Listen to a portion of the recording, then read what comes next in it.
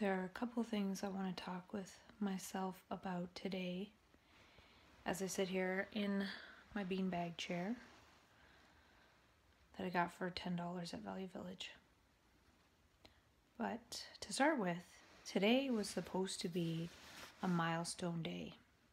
And I know that because I marked it in my iCal. I was marking certain milestones when I was doing the micronutrient protocol and hoping to be able to stay on micronutrients only and no psychopharmaceuticals for as long as I could. And today was the day I marked as 8.5 months with 0 medications. And that would be 8.5 months on micronutrients only. And then I also marked it as 11 months since the last crisis. And I think I did that because I had some crisis-like stuff when I was in California in, I think it was late March, early April-ish. And then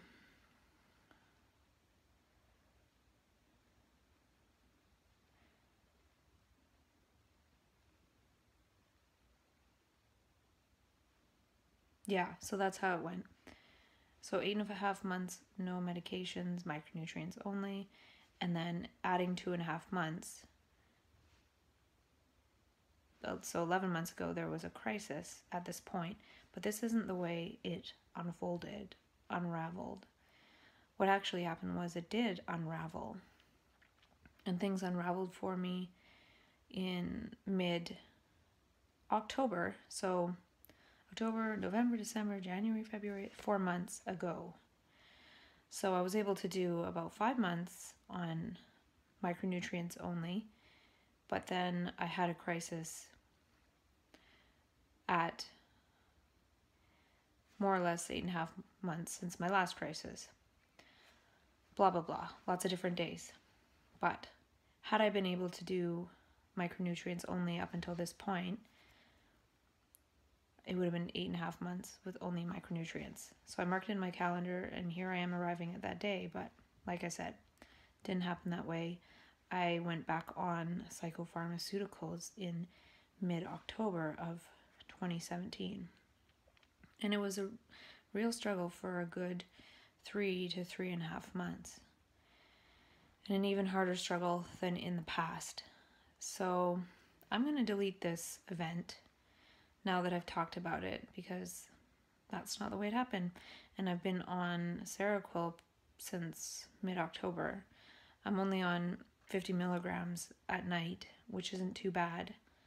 And now I'm aiming for something different. Aiming with no aim. I'm aiming to see if taking these 2 Seroquel a night helps to prolong not having a relapse. And usually I have 3 to 3.5 months of not so good times after a relapse. And then for 5 to 5.5 months, I'm pretty well. And during that time, I'm generally really well. And then all of a sudden, 8.5 months on the dot. Since the last crisis, I have another one. And then I have 3 months of struggle, followed by 5 months or so of wellness. So that's a cycle that has been happening for a couple of years. And so I'm not explaining it well, but I'm doing a different strategy. But I just wanted to acknowledge that I did have this date as a milestone in my calendar. And then I was hoping by 9 months or so that I would start sharing with people, hey, I'm not taking meds, I'm on micronutrients, yay. And that's not the way it happened. So I won't be doing that. I do think that a lot of people can be successful on micronutrients, and perhaps one day maybe I could too, but there's a lot of situational stuff and it's a lot more complicated, and I really tried to stay on the micronutrients only and it didn't work for me at this time, but I think it did work in a way because I was able to be well for 5 months or more on micronutrients only. And I think it was really good for my body to have that much of a reprieve from the psychopharmaceuticals to sort of heal, because I haven't had that much time off of them for the last 6.5 or so years. So I think it was a success, really. And I learned a lot, as I always do. And I did have a crisis in October, and I was able to avoid the hospital. So even though I wasn't on meds, I was on micronutrients, I did put myself back on meds. I did go see my psychiatrist, but I managed to not go back to the psych ward and suffer from post-hospitalization PTSD, as I heard someone call it recently, which I would have to agree with. But then there are other factors that come in avoiding the hospital. And I hope to blog about some of this when I have some time. But I'm going to keep with this process of journaling by video with myself. I feel like it's helpful. But I will be talking about that through blog. And then I just erased that. Sorry, me. I didn't make that milestone. And so the next crisis, if I do this whole 8-month to 8.5-month calculation thing, will be mid-June to late June. So I'm going to try some different strategies around that and keep talking myself through it and see what happens. Right now, I'm living in a basement that is not a fully enclosed suite, and I can hear people talking upstairs and stomping around, which might not be good for sleep. And when that crisis point hits in mid-June, I will need my sleep. I'll need to sleep 10, 12, 14, 16 hours. So it might not work for me to be in this space. So I might need to plan a different space to be, say, June 1st to October 1st. And then maybe it'll be fine, because when I'm doing well, those things aren't as bothersome. So we'll see. I have to plan better, or I could just be like, well, I feel great now, so I won't have to adjust anything because this is a great space for when I'm well. But it might not be a great space for when I'm not doing well. So we'll see. I'm headed to California, and when I come back, this space might be more enclosed. There might be a door, there might be a bit of a kitchenette or something. But it still might not be the ideal space for me to be. So we'll see. And that's something I'm going to experiment with. And it looks like in my calendar here, I was hoping to write a letter to some of the people who I complained to and about, saying something like, thank you for inspiring me to leave the medical system and leave the mental health system and its treatments, and I ended up tapering, and now I'm still off the meds. And so even though it was a really bad experience that you were a contributing factor in, etc., this is what I did, and other people could do this too, and you know, the benefits of this outweigh the risks of taking meds, and blah blah, and go on and on like that. Again, didn't happen. So I'm not going to be writing that letter, but I still have learned a lot.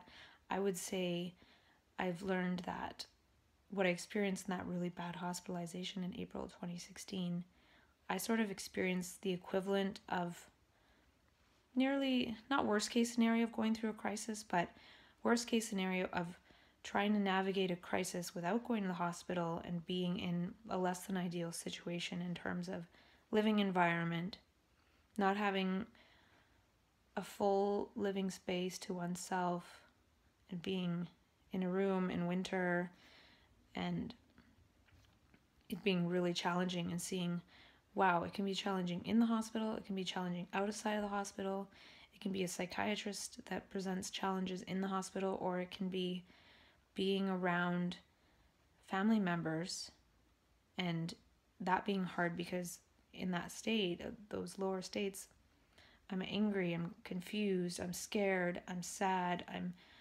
all over the place, and then that gets projected onto the people around me because they're there. Not that they're doing anything wrong per se. So that's where I've learned about not having those people around during a crisis, those people aren't really around if I'm in the hospital having a crisis, and that's one of the benefits of being in the hospital. But then, and then having that space to have all that anger and sadness and confusion and psychosis and scariness and not project that onto the others around. That's what happens, and then that eventually leads to one getting hospitalized because the other people that are around that care about me or whoever end up taking them into the psych ward. And I avoided that step. But it doesn't mean there's not all this scary stuff and awful stuff going on inside that then gets projected on, and I'm having to internalize that and try not to act out based on it. I might be acting out and saying things like, I can't stand the noise, the talking, the TV, trying to protect my internal and external space, but not being good at communicating my needs, and my needs not making sense given the fact that this environment was somewhat okay a few days ago and then now it's not. So that's hard for other people to understand, and a psych ward does create that space of understanding to some degree. But of course it presents other scariness and all these beeps and phone ringing are happening, and anywho,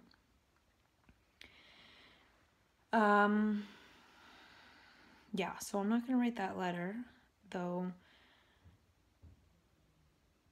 I did make a note of it in here. And this also shows, this is how I try to keep track of things, by putting in dates, like putting it in my calendar, June 15th, expect a crisis. A month before that, prepare for the crisis.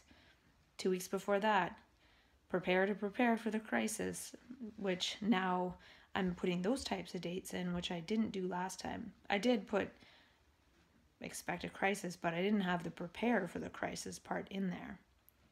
So that's something new, because the first time I was able to navigate a crisis without the psych ward, it was really intense, really short, and then I went off to California, which was a beautiful scenario, and it made that 3 months of struggle time not that much of a struggle. Struggling in paradise isn't really that much of a struggle. But then coming back here, 8.5 months later, another crisis, struggling, but in the worst case scenario, not worst case scenario, of course, people could be homeless or on the streets, so many awful things. I gotta turn that ringer off. But for me, having only a room to myself as space, family members on the other side of the wall and everywhere, and don't get me wrong, I really care and love my family, care about and love. And then it being wintertime, so not being able to go outside to have space, the only other way to get out is to drive all over, spending a lot of money in gas, or go somewhere to eat, or sit at a library where you then have to buy food and eat. So it gets expensive to the point where one may as well have an expensive rental in an ideal scenario. So I don't even know why I was talking about that. So I'm going to erase that note I made about sending that letter. And then I also made a note to thank the woman who let me know about the micronutrients. And I will still communicate with her, and I still do think it's a good product, but I would probably say, hey, this is what I'm doing now, and I'm trying it, taking this psychopharmaceutical still, not managing to taper off. And yeah. And also a note to talk to somebody who wanted to make a documentary, maybe, which I might do as well. And I'm going to contact that person to make a documentary to a different date. So maybe after the June crisis, if I'm able to weather it. And then after that, I'm hoping to, at some point, maybe go to California for the winter. Next year, get a more ideal space for myself in my home area. And then perhaps navigate a crisis in an ideal space, almost like creating my own sanctuary where there isn't external noise somehow, blah, blah, blah. So at that point, maybe a crisis won't be so bad. So I'm going to put this note to contact this person about the documentary at the end of summertime. And another reason, and I talked about this, why I'd like to not have a crisis till after summer is because I don't want to have my 3.5 months of unwellness from June 15th to September 15th. That's the worst time, because that will waste all the sunshine time here, and that to me is completely unacceptable. So I'm going to change this note to contact this person about the documentary, post it for end of summer, but then say maybe by end of 2019, because hopefully I'll have a better living space, ideal living space and things by then. So that's how I stay organized in my thinking, and by knowing that I always do this, I don't have to worry about like, oh, did I put that idea somewhere? And even if I put it twice or put it one date and then think of it later and put it at another date, it doesn't really matter. But I shuffle things around in my calendar as a way to keep track. So that opened up a bunch of space today that I can now move other items there. And the other thing I had a note about here was throwing a coming off party. So for example, I know the Unitarian Church throws coming out parties for people, and I thought it'd be cool to throw coming off parties for people who come off psychopharmaceuticals.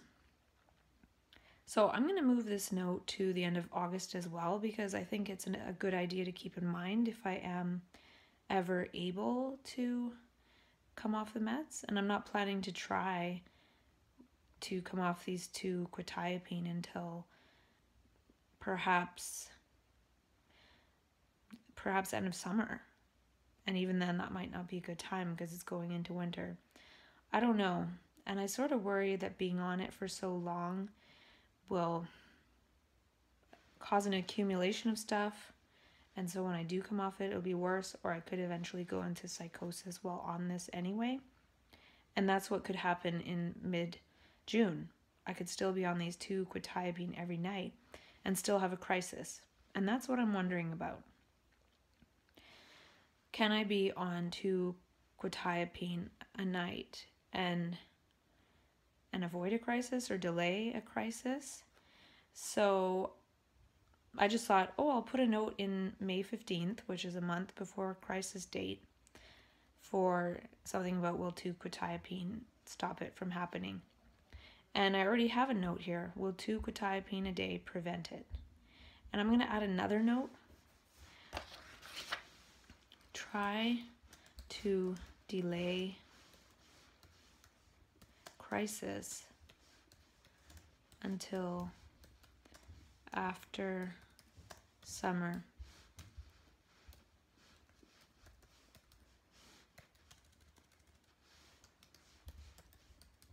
So I'm going to put September 15th. And then I'm even going to put or October 15th for 1 year without a crisis.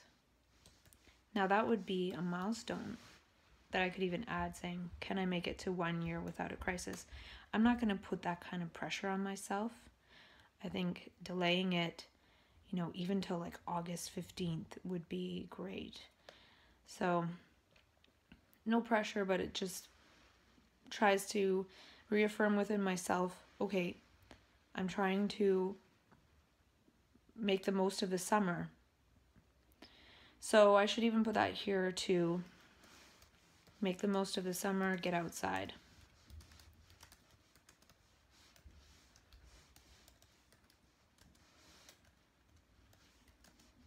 And that's another thing too, is I think if I can be close to rollerblading territory for the summer, which right now I'm really far away from it, it will be helpful, because I worked at a warehouse through part of a crisis, so I think I could learn to be kind of really in crisis and go outside and have a good time anyway. So even if I do have a crisis June 15th, The crisis is always bad, but that can be minimized to about 10 days. It's the fallout period of the next 3 months that I think, when I was in California, it was a fallout period, but I barely noticed it. And I actually probably went back into a really high state and then fell out again. Versus, so for example, 2 weeks of crisis, off to California, back into a high state, which is still part of this 3.5 months of not good stuff. So back into a good place, but then hitting a wall and having a bit more of a crisis, but it not being that bad because I'm in paradise. So there was very few days of actual struggle. Having an ideal scenario to go through a struggle. So if I can have a sort of ideal scenario here where my home base is in the summertime, maybe it'll be sort of the closest I can get to paradise here at home, and doing those things and being in my body and exercising and getting outside, not forgetting about that this time, because I've done plenty of talking about all my insights. Not my insights, but this channeling. And I want to talk a little bit about that, because a couple days ago I was writing a lot in the morning. Ideas for the blog, ideas for this project I'm working on with my brain twin. And then that night I did experience some really strong heartbeat stuff without the fear, because I think the antipsychotics blocked that, but that process was going on and it was kind of hard to sleep.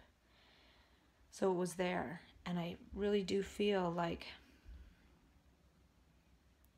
channeling or going into contact with this other source of information is like hitting a wall and then needing to come back into the body, and that can have certain consequences, almost like running a marathon.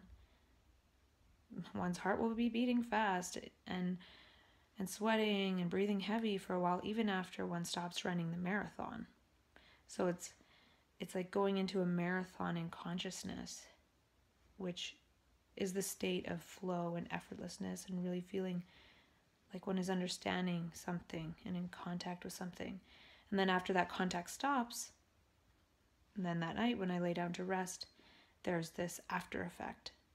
It's not the same exactly as running a marathon, but it's still a very obvious thing. It's a very consistent thing is what I'm trying to say.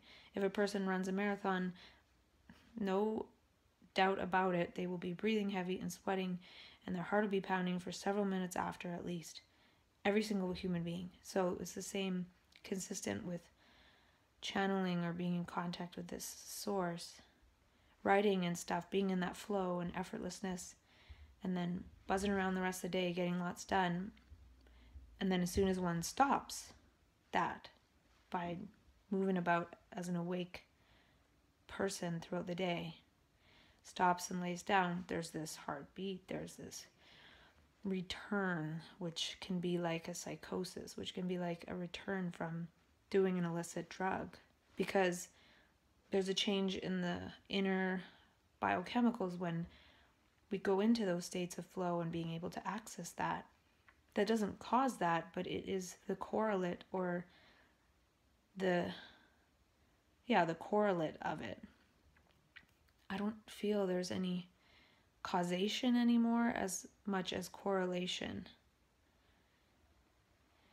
So, I don't know if I explained that well.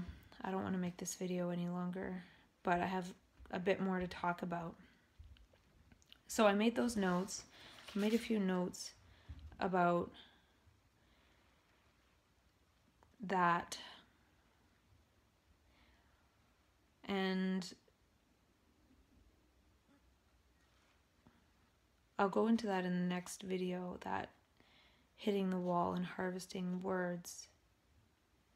And as far as the balancing brain chemistry stuff, when that happened, when I hit that wall, maybe I'll go into this in the next video.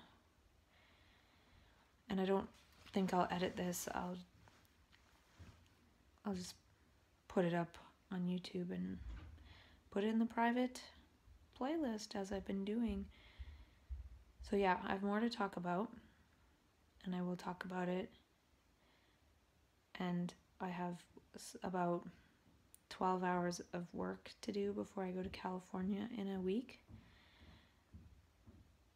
Probably almost less than a week. And I have packing to do. Today I called my credit card and I get 25 days of medical insurance through it. And then I'm waiting for 27 days. So I had to extend it, which was only $3.25 a day, but a $25 minimum. So for those extra few days, $25, which is a lot better than paying $100 for the whole month. But next time, if I book a month trip, I might book only 25 days, and then I don't have to worry about extra insurance. The only other thing I'd have to do is call and see how many times I can go away for 25 days, if there's a maximum number of days in a year that can be covered. Then I also looked at a shuttle from the airport to closer to my destination. Figured that part out. I just have to book that. And then I looked at how to get to the airport. My departing airport from where I am is a really long journey, so I might have to pester somebody for a ride, at least part of the way to rapid transit.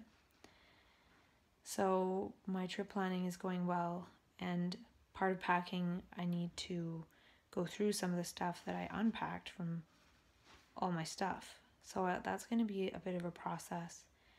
So I do have quite a few things to do and more to talk about.